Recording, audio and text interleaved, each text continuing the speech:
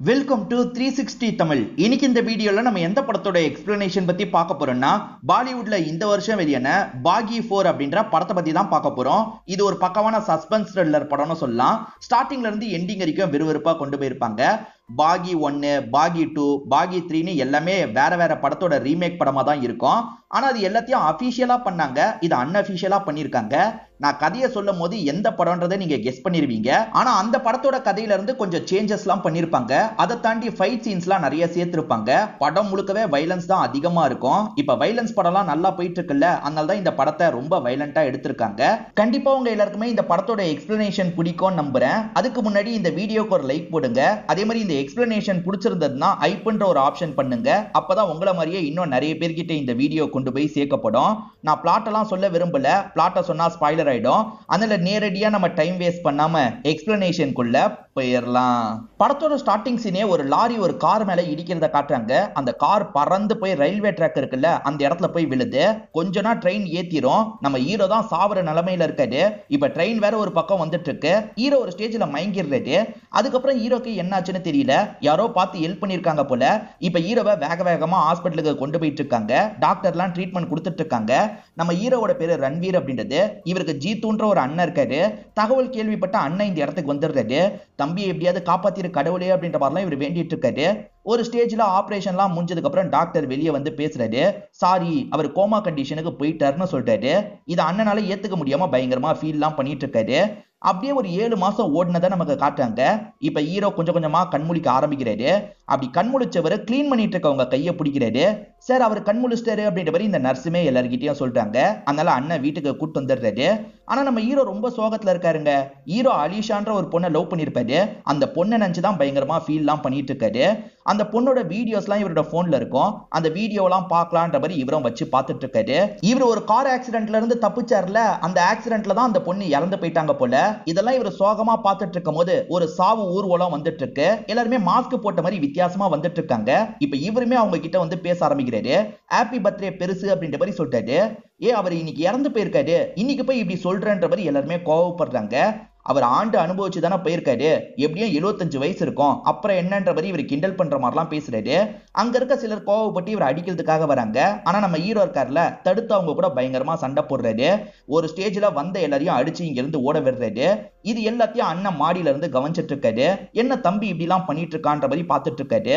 அந்த ஆக்சிடென்ட்டுக்கு அப்புறம் தம்பி கிட்ட நிறைய மாற்றங்கள்லாம் ஏற்பட்டிருக்கும். அதனால அண்ணன் ஒரு டாக்டர் கிட்ட கூட்டு வந்திருக்காரு. என் தம்பி அந்த ஆக்சிடென்ட்டுக்கு அப்புறம் ரொம்ப மாறிட்டான், நிறைய பைத்தியக்காரத்தனமா பண்ணிட்டு இருக்கான் அப்படின்ற மாதிரிலாம் இவர் கம்ப்ளைண்ட் பண்ணிட்டு இருக்காரு. சும்மா சண்டை போட்டேன், இதுல என்ன தப்புன்ற மாதிரிலாம் தம்பியும் பேசுறாரு. ஆனா அண்ணன் என்ன சொல்றாருன்னா, யாருமே இல்ல, நீ தனியா தான் சண்டை போட்டுட்டு இருந்த அப்படின்ற மாதிரி சொல்றாரு. இதை ஹீரோவால நம்ப முடியல. டாக்டர், அந்த விஷயத்தை நான் ரெக்கார்ட் பண்ணிருக்கேன், நீங்களே பாருங்கன்ற மாதிரி டாக்டர் கிட்ட அண்ணன் காட்டுறாரு. டாக்டரும் போனை வாங்கி பாக்குறாரு. அப்பதான் ஒரு விஷயம் தெரிய வருது. மாஸ்க் போட்டு யாரும் ஹீரோ கூட சண்டை போட்டிருக்க மாட்டாங்க, ஹீரோ தனியா தான் சண்டை போட்டிருப்பாரு. இந்த விஷயத்தை ஹீரோவால நம்ப முடியல.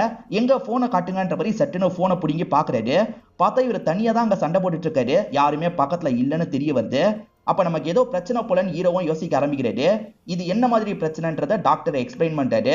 ஹாலுசினேஷன் ப்ராப்ளம் உங்களுக்கு வருது, அந்த கோமா கண்டிஷனுக்கு போனதுனால தான் இந்த மாதிரி ப்ராப்ளம் வருது, ரெகுலரா ட்ரீட்மெண்ட்டுக்காக வரணும்னு சொல்றாரு. ஆனா ஹீரோ கண்டுக்காம இங்க இருந்து கிளம்புறாரு. அப்படி கிளம்பும் போது ஒருத்தரை தெரியாம இடிச்சிடுறாரு. அவர்கிட்ட சாரிலாம் சொல்லிட்டு இவரும் பைக் எடுத்துட்டு கிளம்ப ஆரம்பிக்கிறாரு. தம்பி இந்த கண்டிஷன்ல இருக்கிறத நினைச்சு அண்ணன் ரொம்ப ஃபீல் பண்றாரு. இதுல இருந்து தம்பியை வெளியே வர வைக்கிறதுக்கு என்னதான் பண்றது அப்படின்ற மாதிரிலாம் டாக்டர் கிட்ட கேட்கிறாரு. அவரோட மனசு வேற பக்கம் திரும்பணும், அதுக்கேத்த மாதிரி ஏதாவது பண்ணுங்க அப்படின்ற மாதிரி இந்த டாக்டர் ஐடியாலாம் கொடுத்துட்டு இருக்காரு. அப்படியே கட் பண்ணி நம்ம ஹீரோவை காட்டுறாங்க. இப்ப ஹீரோ இருக்கார்ல, ஒரு கல்லறை கிட்ட வராரு. இங்கதான் அலிஷான்ற அந்த பொண்ணோட கல்லறை இருக்கு போல. இவர் கல்லறையை பார்த்து பயங்கரமா ஃபீல்லாம் பண்றாரு. அந்த பொண்ணோட ஞாபகம் இவருக்கு நடுவுல வந்துட்டு இருக்கு. என்ன பிளாஷ்பேக் அப்படின்றது இப்போதைக்கு தெளிவா நமக்கு தெரியல. இப்ப ஹீரோ வீட்டுக்கு வரும்போது ஒலிவியான்ற ஒரு பொண்ணு ஆட்டா நின்னுட்டு இருக்காங்க. உன் அண்ணன் தான் என்ன வர வச்சிருக்காரு, உனக்கு வேண்டிய எதுனாலும் செய்ய சொல்லி என்ன அனுப்பியிருக்காரு அப்படின்ற மாதிரி சொல்றாங்க. அதாவது இந்த பொண்ணு விலை மாது போல அண்ணன் தான் அனுப்பி வச்சிருக்காரு. என்ன சொன்னாலும் செய்வியா அப்படின்ற மாதிரி இவர் கேட்கிறாரு. என்ன சொன்னாலும் செய்வன்ற மாதிரி அவங்க சொல்றாங்க. அடுத்த ஷாட்டே ரெண்டு பேருமே ட்ரெஸ் எல்லாம் கழட்டி போட்டிருக்காங்கன்னு தெரிய வருது. இப்ப அப்படியே வித்தியாசமா சவுண்ட் எல்லாம் கேக்குது. ஒன்னாதான் இருக்காங்கன்னு பார்த்தா அதுதான் கிடையாது. அந்த பொண்ணை பாத்திரத்தெல்லாம் கழுவி வையின்ற மாதிரி சொல்லியிருப்பாரு. அவங்க கஷ்டப்பட்டு அந்த வேலையை தான் பார்த்துட்டு இருக்காங்க. எதுக்காக இந்த வேலையெல்லாம் வாங்குற, எனக்கு டயர்டா இருக்குன்ற மாதிரி அந்த பொண்ணு சொல்றாங்க. அப்ப ட்ரிங்க் பண்ணலாம் அப்படின்ற மாதிரி இவர் சொல்லிட்டாரு. இப்ப ரெண்டு பேருமே பால்கனில உட்காந்து ட்ரிங்க்லாம் பண்ணிட்டு இருக்காங்க. உன்னோட உண்மையான பேர் என்னன்னு கேக்குறாரு. ஏன்னா இந்த வேலைக்காக தான் ஒலிவியான்னு பேர் வச்சிருக்க, உண்மையான பேர் என்னன்னு கேக்குறாரு. பிரதிஷியா அப்படின்ற மாதிரி இவங்க சொல்றாங்க. அப்படின்னா தமிழ் அர்த்தம் என்னன்னா கௌரவம் அப்படின்றது போல. என்னோட வேலைக்கு இந்த கௌரவம் எல்லாம் சொல்லவே முடியாது, அந்த மாதிரி ஒரு வேலையை தான் நான் பாக்குறேன்னு சொல்றாங்க. ஒருத்தர் பண்ற வேலையை வச்சு அவங்களோட கேரக்டரை முடிவு பண்ண முடியாது, அவங்க நடந்துக்கிற விதத்தை வச்சுதான் கேரக்டரை முடிவு பண்ண முடியும். நீ நல்ல பொண்ணாதான் எனக்கு தெரியலன்ற மாதிரி இவர் சொல்றாரு. நீ நல்லா பேசுற அப்படின்ற மாதிரி அவங்க சொல்றாங்க. எல்லாம் என்னோட அலிஷா சொல்லி தந்தது அப்படின்ற மாதிரி இவர் சொல்றாரு. அலிஷாவா, அது யாருன்ற மாதிரி இவங்க கேக்குறாங்க. சொல்றன்ற மாதிரி இவருமே இவரோட லவ்வரை பத்தி எல்லாம் சொல்ல ஆரம்பிக்கிறாரு. அந்த லவ்வர் கூட இவர் பழகினதை பத்தி எல்லாம் சொல்லிட்டு இருக்காரு. இதை ஒரு சாங் மாதிரி நமக்கு காமிச்சிட்டு இருக்காங்க. இப்படி பேசும்போது நடுவுல லவ்வரோட போட்டோ எல்லாம் தொட்டு தொட்டு பாக்குறாரு. இப்படி பேசி ஒரு ஸ்டேஜ்ல ஒலிவியாவை இங்க இருந்து அனுப்பி வச்சிடுறாரு. இப்ப அனுப்பி வச்சதுக்கு அப்புறம் ட்ரிங்க் பண்றதுக்காக வராரு. அந்த போட்டோ பார்த்தா காணாம போயிருக்கு. அண்ணனும் இவரும் சேர்ந்து எடுத்த மாதிரி ஒரு போட்டோ இருக்கு. அதுக்குள்ள எப்படி போட்டோ காணாம போச்சு, என்ன நடந்திருக்கும் அப்படின்ற மாதிரிலாம் இவர் யோசிக்கிறாரு. இவர் போன்ல அலிஷாவோட வீடியோ இருக்குல்ல, அதையாவது எடுத்து பார்க்கலான்னு போனை எடுத்து ஓபன் பண்றாரு. பார்த்தா எல்லா வீடியோவும் டெலீட் ஆயிருக்கு. எப்படி வீடியோ டெலீட் ஆகும்ன்ற மாதிரிலாம் இவர் கோவப்படுறாரு. அண்ணன் தான் ஏதோ பண்ணிருக்காரு போல அப்படின்ற மாதிரி இவர் யோசிக்கிறாரு.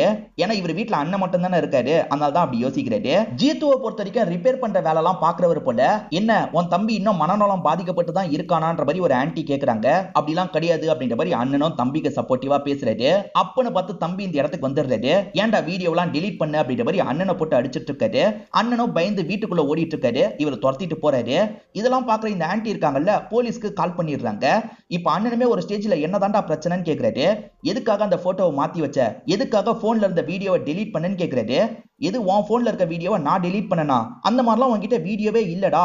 அதே மாதிரி நீயும் நானும் சேர்ந்து எடுத்த மாதிரி தான் போட்டோ இருந்தது, நீ சொல்ற மாதிரி ஒரு பொண்ணு கூட எல்லாம் நீ போட்டோவே எடுக்கலன்ற மாதிரி அண்ணன் சொல்றாரு. இதெல்லாம் நடந்துட்டு இருக்கும் போது போலீஸுங்க இந்த இடத்துக்கு வந்துடுறாங்க.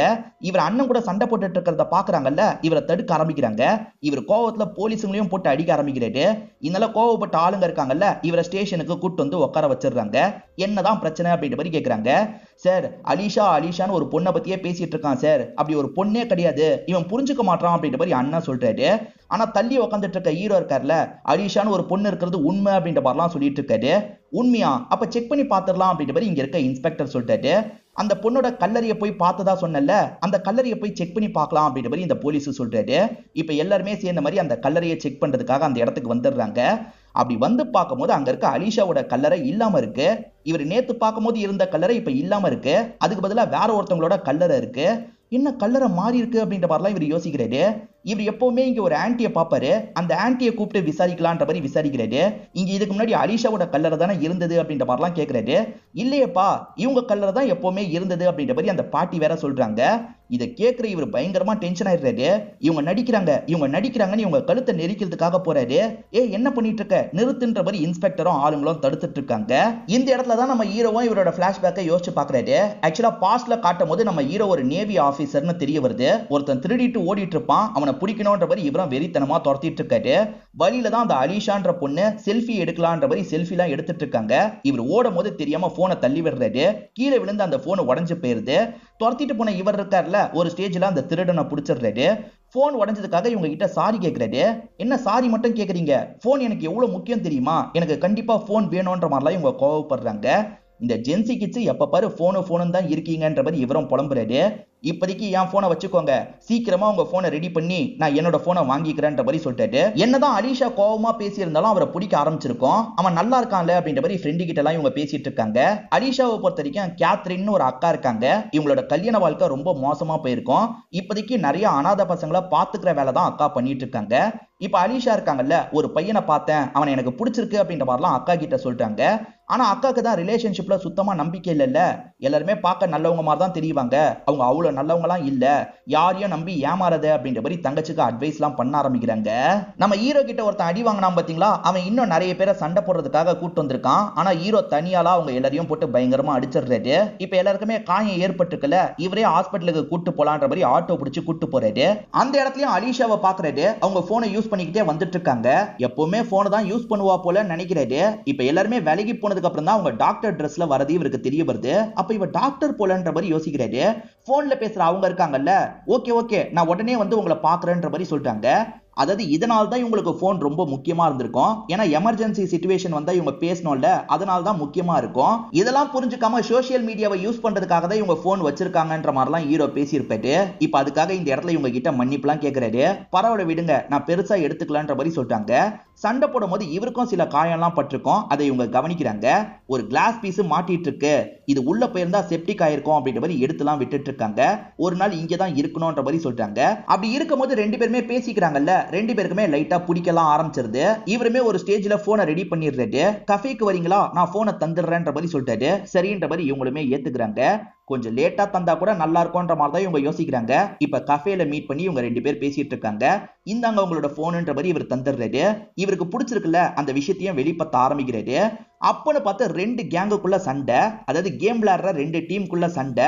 கன்னெல்லாம் வச்சு மாத்தி மாத்தி ஷூட் பண்றதுக்குலாம் ட்ரை பண்றாங்க. என்ன சண்டை இப்படி போகுதுன்ற மாதிரி ஹீரோவும் உள்ள போது கண்ட்ரோல் பண்றதுக்கு ட்ரை பண்றாரு. அப்படி கண்ட்ரோல் பண்ணிட்டு இருக்கும்போது ஒருத்தன் ஹீரோவை கன் பாயிண்ட்ல லாக் பண்ணிடுறான். அசஞ்சன்னு வச்சுக்கோ ஷூட் பண்ணிடுவேன்ற மாதிரிலாம் மிரட்டிட்டு இருக்கான். அப்ப அங்கிருந்து அலிஷா கொஞ்சம் கொஞ்சமா முன்னாடி வந்துட்டு இருக்காங்க. இவர் வேணா அலிஷா வேணா அலிஷான்னு சொல்றாரு. அதை மீறியும் பக்கத்துல வந்துட்டு இருக்காங்க. வந்தவங்க அவன் கையை பிடிச்சி கண்ணை இவங்கள நோக்கி வைக்கிறாங்க. இது மூலியமா ஒரு டைவர்ஷன் ஏற்படுதுல, அந்த கேப்ல ஹீரோவும் சட்டுன்னு அவனை அடிச்சிடுறாரு, இவங்களை காப்பாத்திடுறாரு. ஆனா கொஞ்சம் மிஸ் ஆயிருந்தாலும் இவங்களுக்கு புல்லட் பட்டிருக்க வாய்ப்பு இருக்குல்ல. அவசரப்பட்டு நீ எதுக்காக இந்த மாதிரி பண்ண அப்படின்ற மாதிரி கேட்கிறாரு. உனக்கு ஏதாவது ஆயிருந்ததுன்னா என்னால தாங்கியிருக்க முடியாது, அதனால தான் எனக்கு ஏதாவது ஆனா பரவாயில்லன்னு நினைச்சேன்ற மாதிரி சொல்லிட்டாங்க. ரெண்டு பேருமே இப்ப லவ் எல்லாம் வெளிப்படுத்திடுறாங்க. இப்ப ரெண்டு பேருமே லவ் பண்ண ஆரம்பிச்சதுனால நிறைய இடத்துக்கு சேர்ந்துலாம் சுத்திட்டு இருக்காங்க. இது ஒரு சாங் மாதிரி நமக்கு அழகா காட்டுறாங்க. இந்த அலிஷாவை பொறுத்த வரைக்கும் நல்லா வரைவேன் நில்லுன்ற மாதிரி சொல்றாங்க. இவரும் போஸ் எல்லாம் கொடுத்துட்டு இருக்காரு. இப்ப வரைஞ்சு முடிச்சிட்டேன்னு சொன்னா பாக்குறதுக்காக வராரு. பார்த்தா காமெடியா வரைஞ்சு வச்சிருக்காங்க. இவருமே கிழிச்சு தூக்கி எரிஞ்சிடுறாரு. அதுக்கப்புறம் தான் உண்மையா வரைஞ்சதா காட்டுறாங்க. உண்மையிலேயே இவங்க நல்லா தான் வரைஞ்சிருப்பாங்க, சூப்பரா இருக்கு அப்படின்ற மாதிரி இவருமே இந்த இடத்துல சந்தோஷம் படுறாரு. இப்ப கதை பிரசன்ட்டுக்கு வந்துருது. நாங்க ரெண்டு பேருமே கார்ல வந்துட்டு இருந்தோம், அப்ப ஆக்சிடென்ட் ஆச்சு, அதுலதான் அவ இறந்து போயிட்டா அப்படின்ற மாதிரிலாம் ஹீரோ சொல்றாரு. அப்படியா சொல்ற, செக் பண்ணிடலாம் அப்படின்ற மாதிரி இன்ஸ்பெக்டர் ஹாஸ்பிட்டலுக்கு கூட்டு வந்துடுறாரு. இவங்க ரெண்டு பேரையும் ஒருத்தர் ஆம்புலன்ஸ்ல கொண்டு வந்தார்ல, அவர்கிட்ட விசாரிக்க ஆரம்பிக்கிறாங்க. அவர் என்ன சொல்றாருன்னா, அந்த ஸ்பாட்ல இவர் மட்டும் தான் இருந்தாரு, நான் இவரை மட்டும் தான் ஆம்புலன்ஸ்ல கொண்டு வந்தேன்ற மாதிரி சொல்லிட்டாரு. என்ன இவன் இப்படி சொல்றான்ற மாதிரி போலீஸ் முறைச்சு பாக்குறாரு. இப்ப ஹீரோவும் சிசிடிவியை செக் பண்ணலாம்னு சொல்லிட்டாரு. செக் பண்ணிடலான்ற மாதிரி இவங்களுமே செக் பண்றதுக்காக வராங்க. ஹீரோ மட்டும் தான் தனியா கார்ல டிராவல் பண்றாரா இல்ல அவங்க கூட டிராவல் பண்றாரா அப்படின்ற மாதிரி பார்த்துட்டு இருக்காங்க. பார்த்தா ஹீரோ மட்டும் தான் கார்ல தனியா டிராவல் பண்றாரு. எங்கப்பா அந்த பொண்ணை காணோன்ற மாதிரிலாம் போலீஸ் கேட்கிறாரு. இது எப்படி பாசிபிள் அப்படின்ற மாதிரி ஹீரோ இந்த இடத்துல கன்ஃபியூஸ் ஆயிட்டு இருக்காரு. என் தம்பிக்கு சில மென்டல் இஷ்யூ இருக்கு, விட்டுருங்க அப்படின்ற மாதிரிலாம் ஜீத்து கேட்டுட்டு இருக்காரு. இந்த போலீஸ் கூட விட்டுலாம் நினைக்கிறாரு. அப்பன்னு பார்த்து நம்ம ஹீரோ இருக்காருல, கார்ல போயிட்டு இருக்க ஒருத்தங்களை பாக்குறாரு. கேத்ரினை தான் பாக்குறாரு. அலிஷாக்கு ஒரு அக்கா இருக்கிறதா சொன்னால அவங்கள தான் பாக்குறாரு. இவங்க மூலியமா ப்ரூவ் பண்ணிடலாம் அப்படின்ற மாதிரி இவருமே வேகமா அவங்களோட காரை ஃபாலோ பண்றாரு. அவங்க ஏதோ ஒரு இந்து சம்பந்தப்பட்ட ரிச்சுவல் பண்றதுக்காக தான் வந்திருப்பாங்க. நீங்க கேத்ரின் தானே அப்படின்ற மாதிரிலாம் கேட்கிறாரு. கேத்ரினா, என் பேரு பிரியங்கா அப்படின்ற மாதிரி இவங்க சொல்றாங்க. சரி இவங்க கேத்ரின் பொய் சொல்றாங்கன்ற மாதிரிலாம் இவர் சொல்லிட்டாரு. இப்ப போலீஸ் இருக்காருல, மத்தவங்க கிட்ட இவங்களை பத்தி விசாரிக்கிறாரு. சரி இவங்க பேரு பிரியங்கா, 10 வருஷத்துக்கு மேல இவங்களை எனக்கு தெரியும்ன்ற மாதிரி அங்க இருக்க ஒரு பூசாரி சொல்லிட்டு இருக்காரு. அதனால ஹீரோ தான் உளறிட்டு இருக்காருன்ற மாதிரி இந்த போலீஸ் இருக்காருல, வா கிளம்பலான்ற மாதிரி திரும்பி செல்லுக்கு கொண்டு வந்து லாக் பண்ணிடுறாரு. அண்ணன் எவ்வளவோ கேட்டு பாக்குறாரு, ஆனா போலீஸ் விட மாட்டேன்ற மாதிரி சொல்லிட்டு இருக்காரு. இதனால அண்ணன் இருக்காரு பாத்தீங்களா, ஒரு லாயரை கூட்டு வந்துடுறாரு. பெயில் மாதிரிலாம் எடுத்து இங்க இருந்து தம்பியை கூட்டு போறாரு. இப்ப ஹீரோவும் ஜுரம் வந்த மாதிரி படுத்துட்டு இருக்காரு. அந்த ஒலிவியான்ற பொண்ணு தான் இவருக்கு பக்கத்துல இருந்து ட்ரீட்மெண்ட்லாம் கொடுத்துட்டு இருக்காங்க. அவங்களுக்கு லைட்டா பிடிக்க ஆரம்பிச்சிருது. கொஞ்சம் கட்டி பிடிச்ச மாதிரிலாம் படுத்துட்டு இருக்காங்க, கிஸ் பண்றாங்க. அப்ப அவர் அலிஷா அலிஷான்ற மாதிரி திரும்ப திரும்ப அவங்களோட பேரை தான் சொல்றாரு. இதை கேட்கிற இவங்களோட கண்ணுல இருந்து கண்ணீர்லாம் வந்துருது. இப்ப ஷவர் கிட்ட வந்தவங்க இருக்காங்கல்ல, அந்த இடத்துல உட்கார்ந்த மாதிரி அழுகுறாங்க. எதுக்காக இவங்க இவ்வளவு ஃபீல் பண்ணி அழுகுறாங்க அப்படின்றது நமக்கு தெரியல. இப்ப ஷவர்லாம் முடிச்சுட்டு இவங்க வெளியே வரும்போது அவர் முழிச்சிடுறாரு. உனக்கு மாத்திரை மருந்தெல்லாம் வேணுமா இல்ல சரக்கு வேணுமான்ற மாதிரி கேக்குறாங்க. இவர் சரக்கு தான் வேணும் அப்படின்ற மாதிரி சொல்லிட்டாரு. அப்ப இந்த சீட்டு தேவையில்லை அப்படின்ற மாதிரி இவங்களும் கசக்கி தூக்கி எறிறாங்க. இவங்க இப்படி பண்றதை பார்க்கும்போது ஹீரோக்கு ஒரு விஷயம் ஸ்ட்ரைக் ஆகுது. அந்த அலிஷா மொக்கையா வரைஞ்சது இவர் கசக்கி தூக்கி போட்டார்ல, அந்த டயக்ராம் கிடைச்சிருச்சுன்னா நடக்கிற எல்லாமே உண்மைன்ற மாதிரி யோசிக்கிறாரு. இப்ப அலிஷா இருந்த வீட்டுக்கு வராரு. அது இப்ப பாலடைஞ்ச வீடு மாதிரி தான் இருக்கு. அந்த இடத்துல அந்த பேப்பர் கிடைக்குதா பாப்போன்ற மாதிரி இவரும் தேடுறதுக்காக போறாரு. அப்பன்னு பார்த்து மாஸ்க் போட்ட மாதிரி நிறைய பேர் தெரியுறாங்க. அதெல்லாம் உங்களோட இல்யூஷன் அப்படின்ற மாதிரி டாக்டர் சொன்னார்ல, இல்யூஷனா தான் இருக்கும் போல, கண்டுக்க வேணான்ற மாதிரி இவருமே அந்த பேப்பரை தேடிட்டு இருக்காரு. அப்பன்னு பார்த்து மாஸ்க் போட்ட எல்லாருமே இவரை அட்டாக் பண்ண ஆரம்பிக்கிறாங்க. என்ன இவனுங்க அட்டாக் பண்றாங்க அப்படின்ற மாதிரி இவரும் தடுத்து சண்டை போடுறாரு. அவனுங்க அடிச்சதுல இவரோட மூக்குல இருந்து ரத்தம் வருது. கண்டிப்பா இது கற்பனை கிடையாது, நிஜம்தான் அப்படின்றத புரிஞ்சுக்கிறாரு. இப்ப வெறித்தனமா அவங்க கூட சண்டை போடுறாரு.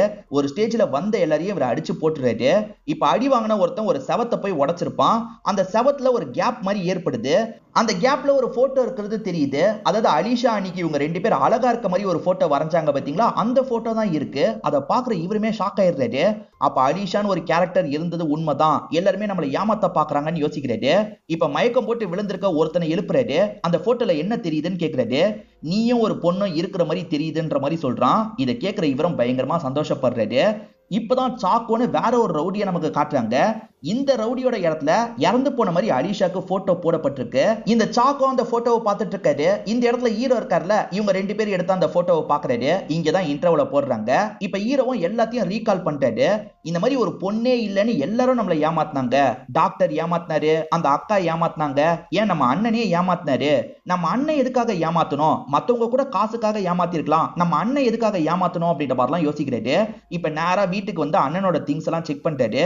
அண்ணன் கிட்ட கட்டுக்கட்டா காசு இருக்கிறது தெரிய வருது. இப்போ உடனே அண்ணனுக்கு கால் பண்றதுக்கு ட்ரை பண்ணிட்டாரு. அண்ணன் காலை எடுக்க மாட்டாரு. இப்ப வாய்ஸ் நோட்ல பேச ஆரம்பிக்கிறாரு. நீ மட்டும் இதுக்கு பின்னாடி இருக்குன்னு தெரிஞ்சது அண்ணன்லாம் பார்க்க மாட்டேன், சாவடிச்சிருவேன்ற மாதிரி கோவமா சொல்றாரு. அதுக்கப்புறம் லொகேஷனை ட்ரேஸ் பண்ணி அந்த இடத்துக்கு கிளம்பிட்டு இருக்காரு.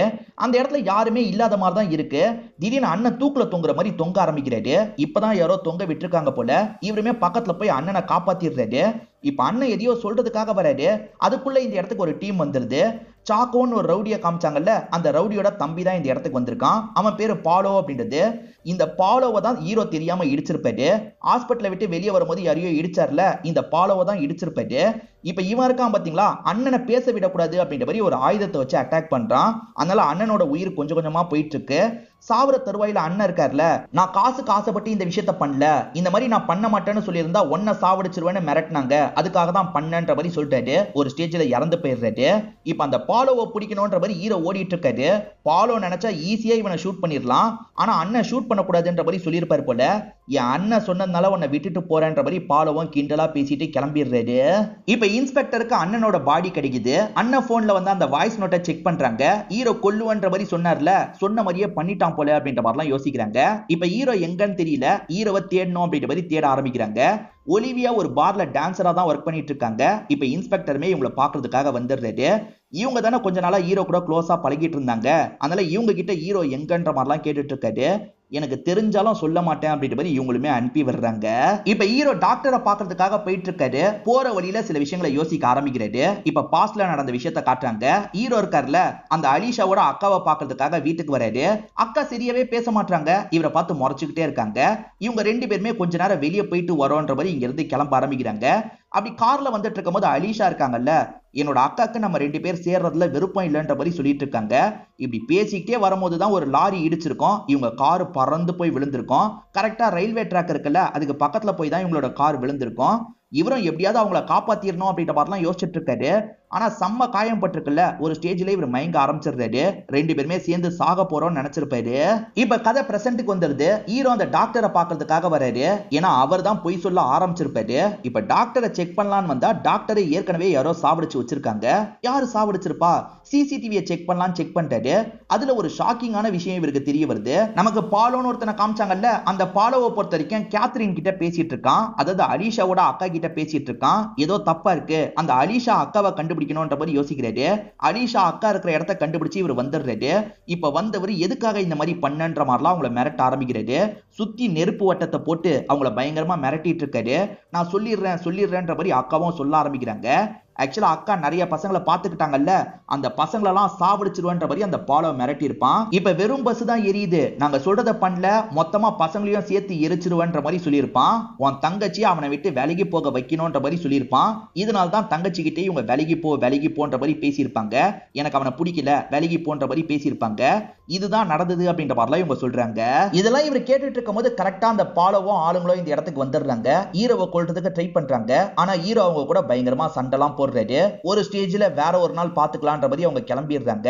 அதுல ஒருத்தன் போனை விட்டுட்டு போயிருப்பான். அந்த போனை செக் பண்றவரு ஷாக் ஆயிடுறாரு. ஆக்சுவலா அவங்க கூட ஒலிவியாவும் டச்ல இருக்காங்கன்னு தெரிய வருது. அப்ப ஒலிவியா நம்ம கிட்ட நடிக்க தான் செஞ்சிருக்கா போல அப்படின்ற மாதிரிலாம் இவர் யோசிக்கிறாரு. ஒலிவியா கிளப்ல இருக்காங்கல்ல, இவருமே கிளப்ல வச்சு பாக்குறதுக்காக வந்துடுறாரு. என்கிட்ட அப்ப இவ்வளவு நாளா நீ நடிக்க தான் செஞ்சிருக்க அப்படிதானேன்ற மாதிரிலாம் கேட்கறாரு. இவங்களுமே நடிக்க சொல்லி தான் என்ன அனுப்பி வச்சாங்க, அப்படி நடிச்சிட்டு இருக்கும் போதே உன்னை எனக்கு ரொம்ப பிடிக்க ஆரம்பிச்சிருச்சு, நீ அந்த பொண்ணை எவ்வளவு லவ் பண்றது எனக்கு புரிஞ்சது, அதனால தான் நான் நடிக்கிறத நிறுத்திட்டேன் அப்படின்ற மாதிரிலாம் இவங்க சொல்றாங்க. இப்படி பேசிட்டு இருக்கும் போது அந்த பாலோவோட கேங்க திரும்பி ஷூட் பண்றதுக்கு ட்ரை பண்றாங்க.